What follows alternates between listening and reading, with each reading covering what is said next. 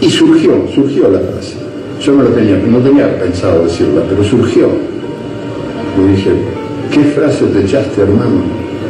¿Qué frase? La frase decía, vale la pena morir por todas aquellas cosas sin las cuales no vale la pena vivir.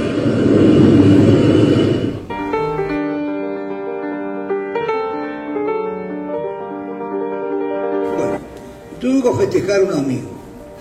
O sea, no quiero hacer ninguna necrológica ni simplemente recordar un amigo por muchos años que en la penúltima cena que tuvimos me dijo que estaba empeñado en una inútil campaña contra la inflación palabraria. Creo, me dijo, que es más jodida, más peligrosa que la inflación monetaria, pero se cultiva con más frecuencia y ahínco. Yo no garantizo nada, pero espero no caer en la inflación palabraria.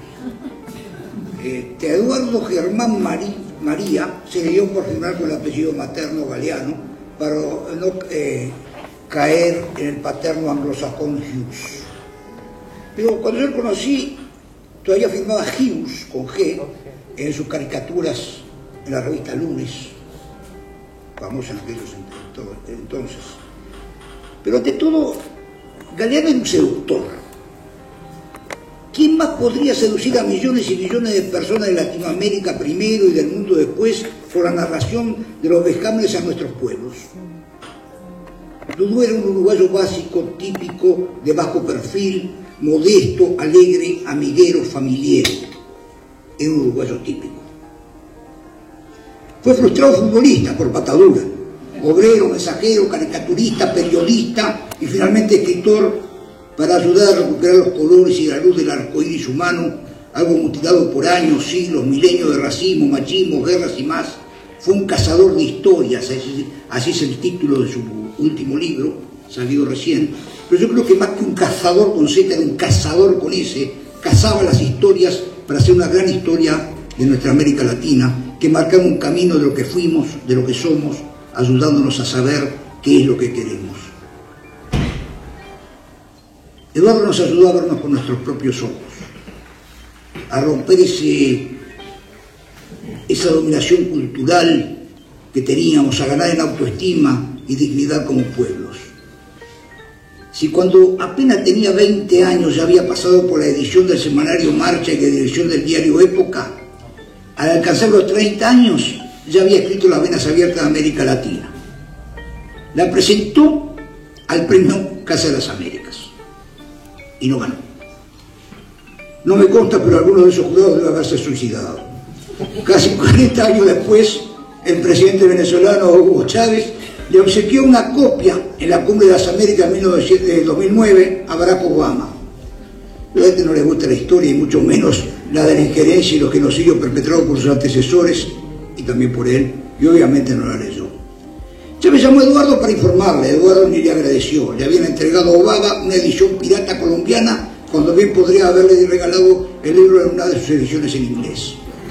Y ese excelente promotor que era Tribilí, el arañero Chávez, logró que la versión inglesa de Las Venas pasara del puesto 73 al 2 en la lista de ventas de Amazon en línea, y en la edición en español cayó del puesto 47.468 al primero en ventas.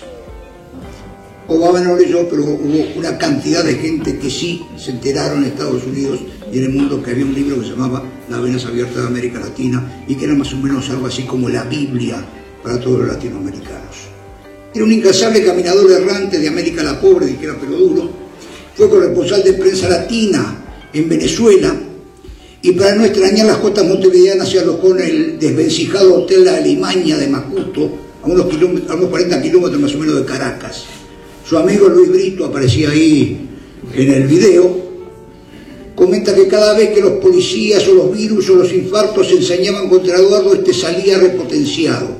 Y en su paso por Venezuela casi se muere, malaria 2 veces, escribió un interesante relato sobre su delirio, y de ahí su fobia a volver a Caracas. Hay que ir a Venezuela. No, mijo, no, Venezuela, no. Bueno, él creyó morirse en Venezuela.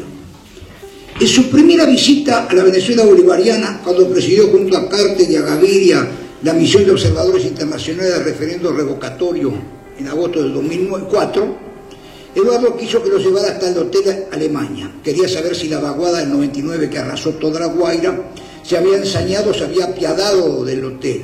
Hasta allí llegamos con los Roberto Malavé y Hernández Montoya, y bueno, el hotel había sobrevivido algo del edificio y la playita. Sin decir nada, sacó el pantalón, sacó la remera, ya tenía el traje de baño puesto y fue a hacer su bañito en el Caribe y no se lo perdió. Consecutivos exilios lo separan de la edición de Marcha y de Época, en Montevideo, y de Crisis, una de las revistas de repercusión continental que cerró la dictadura argentina. En su exilio en Barcelona, las autoridades le exigían que tuviera trabajo para renovarle la visa, pero no le permitían trabajar si no tenía renovada la visa.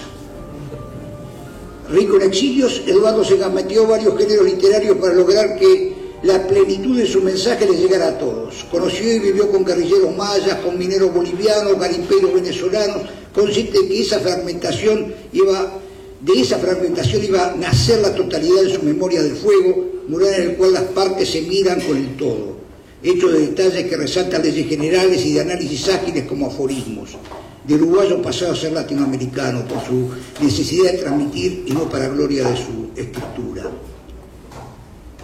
Eduardo, lo recordabas tú recién, empezó a apuntar sus ideas en servilletas y en manteles de papel, que en un atentado a la literatura fueron sustituidos después por manteles de tela, ¿no? Ahí se terminó la posibilidad, ahí empezó a nacer las pequeñas libretitas y sus lápices, que se convirtieron después en cuentos, en novelas, en tratados sociopolíticos, en entrevistas y reportajes con frases demoledoras.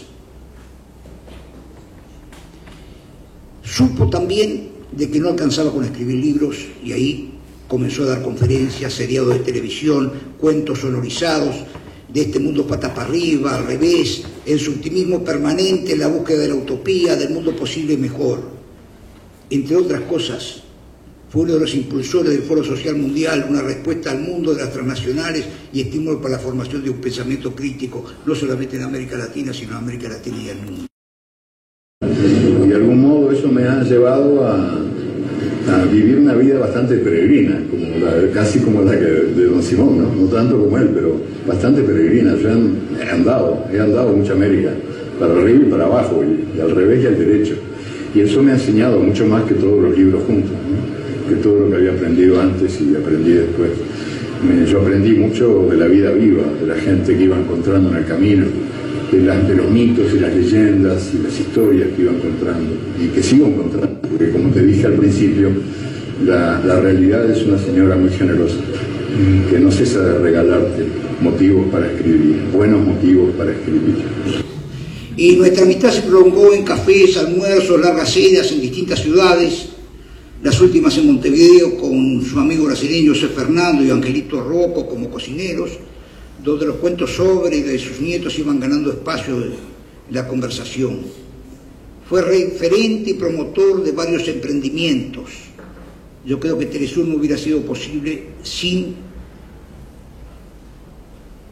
toda esa gama de frases y demás, y sobre todo esa habilidad para enseñar de que era necesario vernos con nuestros propios ojos. Decía que los latinoamericanos siempre estuvimos ciegos de nosotros mismos, siempre nos vimos con ojos extranjeros. Eso es lo que se llama colonialismo cultural, donde seguimos creyendo que lo de afuera es mucho más importante que lo nuestro, lo propio. Entonces, lo primero para poder ganar autoestima, para poder sentirnos dignos de una nacionalidad, de una ciudad uruguaya, venezolana, norcosureña o latinoamericana, es vernos con nuestros propios ojos para saber de dónde venimos y para saber hacia dónde vamos. Y creo que él decía que Telesur fue quizás uno de los hechos más revolucionarios de la Revolución Bolivariana. Decía, de acuerdo, este es un mundo violento y mentiroso, pero no podemos perder la esperanza y el entusiasmo por cambiarlo. La grandeza humana está en las cosas chiquitas que se hacen cotidianamente, en el día a día que hacen los anónimos sin saber que la hacen. Valiente el muchachito, se confesaba polígamo. Con Elena Villagra, su máxima crítica y correctora, hicieron un tándem en los últimos 40 años desde que la dictadura los expulsó de Buenos Aires. Mi mujer entra en la noche como en un cine, denunciaba al hablar de los sueños de Elena.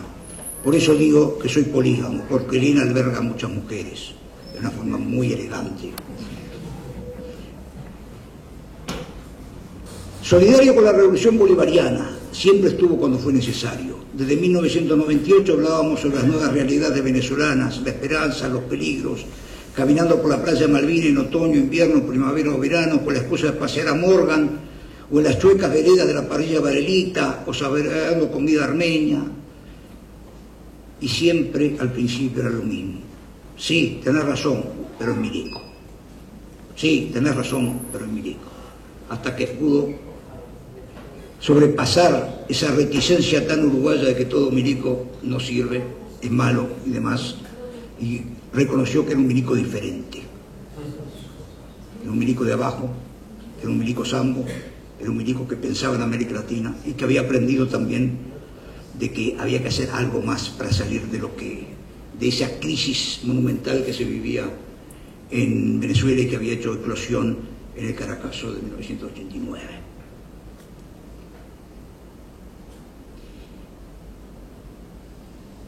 Era solidario con las causas nobles, pero también con sus amigos que supo desparramar por toda América y el mundo y que hoy no encontramos palabras para ilustrar nuestro dolor ni contener ese lagrimón. Los indignados, los luchadores de América la pobre y el mundo han perdido a uno de sus guías, a su máximo referente intelectual, aunque no le guste la palabra, y político de las últimas 5 décadas, y a un amigo. Me cuesta mucho asumir que no estaré nunca más con él ni se repetirán esos momentos afables, sensibles, divertidos, inteligentes, entrañables, mágicos, me falta algún adjetivo, de amistad y cariño en redacciones o en comidas. Eduardo, Edu, Dudú, Abue, ya al final era Abue por sus nietos y los nietos de Elena, es hoy un legado de millones de palabras, escritas en numerosos libros, dichas en múltiples discursos, convertidas en texto, sonido e imagen, retomadas por miles y miles de jóvenes y adultos, hombres y mujeres inconformes a lo largo y ancho de este planeta, en las entrevistas concedidas, en todas esas frases que rondan internet y que ojalá no se conviertan en camisetas. Él decía, me han dicho que Chávez murió, pero yo no me lo creo. Me han dicho que Galeano murió. Yo tampoco me lo creo. Elena soñó, me decía el martes, que Quíos está ahí bichando de reojo para hacer alguna frase fulminante a un amigo, dibujando sus chanchitos como firme e inconfundible, contándole oink oink nuestras historias a los nietos propios y ajenos.